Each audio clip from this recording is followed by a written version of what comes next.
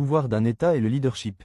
Dans le discours politique et de gouvernance, les concepts de pouvoir d'un État et de leadership sont souvent utilisés de manière interchangeable, ce qui conduit à des confusions et à des interprétations erronées de leur véritable signification. Pourtant, il est essentiel d'établir une distinction claire entre le pouvoir d'un État, pouvoir institutionnel, et le leadership, influence et vision. 1. Le pouvoir d'un État. Le pouvoir d'un État désigne l'autorité institutionnelle dévolue à l'État et à ses organes, exécutifs, législatifs, judiciaires, armée, police, etc. C'est le pouvoir légal et structurel qu'une nation exerce pour faire respecter les lois, défendre sa souveraineté, réguler l'économie, maintenir l'ordre.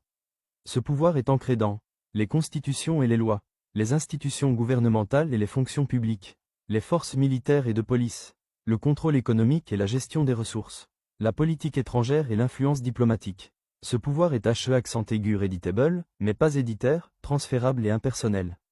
Il appartient à l'État et est transmis à quiconque occupe des fonctions officielles, indépendamment de ses qualités personnelles. 2. Le leadership est une influence au-delà des titres. Le leadership, quant à lui, est personnel et dynamique. Il désigne la capacité d'un individu ou d'un groupe à inspirer, influencer et guider les personnes vers une vision ou un objectif commun. Le leadership implique une vision et une direction, une autorité morale et la confiance. La capacité à mobiliser les populations. La résolution de problèmes et la prise de décision dans l'incertitude. Le courage de remettre en question et de réformer les systèmes. Le leadership ne nécessite pas obligatoirement un pouvoir formel. On peut être leader sans détenir de poste officiel, et à l'inverse, tout détenteur de fonction officielle n'est pas nécessairement un leader. 3. Tendance et confusion. Les systèmes politiques modernes ont tendance à confondre pouvoir institutionnel et capacité de leadership. Il est fréquent de voir les gens assimiler un poste politique, ministre à un rôle de leader, en supposant que détenir le pouvoir confère automatiquement une légitimité de leadership.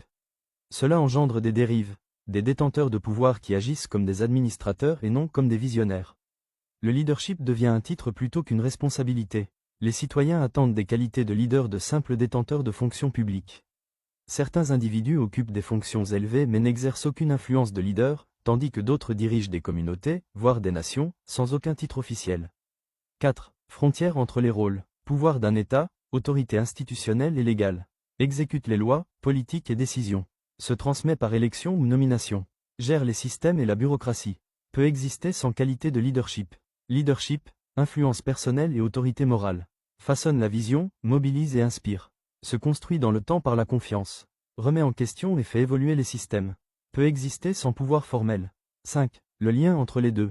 Bien que le pouvoir d'un État et le leadership soient distincts, ils sont interconnectés.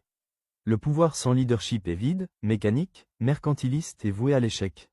Le leadership sans accès au pouvoir reste limité dans sa capacité de changer les choses. Le système de gouvernance idéal aligne le pouvoir institutionnel avec une capacité de leadership, permettant aux visionnaires d'agir au sein de structures, leur donnant les moyens de réaliser leur vision. 6. Toutes les fonctions politiques sont-elles des rôles de leadership? Non, toutes les fonctions politiques ne sont pas des rôles de leadership. Beaucoup de postes sont administratifs, techniques ou représentatifs. Par exemple, un employé dans un ministère peut détenir un poste politique sans qu'on attende de lui qu'il soit un leader. Un député a la responsabilité de représentation mais ne possède pas forcément les qualités d'un leader. Un ministre ou un président, en revanche, est censé agir comme un leader, définir des orientations et mobiliser les ressources. Cependant, le titre seul ne garantit pas le leadership. C'est la vision, le courage et l'influence de l'individu qui déterminent s'il est véritablement un leader. Conclusion, le progrès d'une nation dépend de l'alignement entre son pouvoir institutionnel et un leadership authentique. Les sociétés doivent être conscientes de cette distinction et éviter de glorifier les titres au détriment de la substance. Le véritable leadership transforme le pouvoir d'un simple outil de contrôle en une force de changement positif.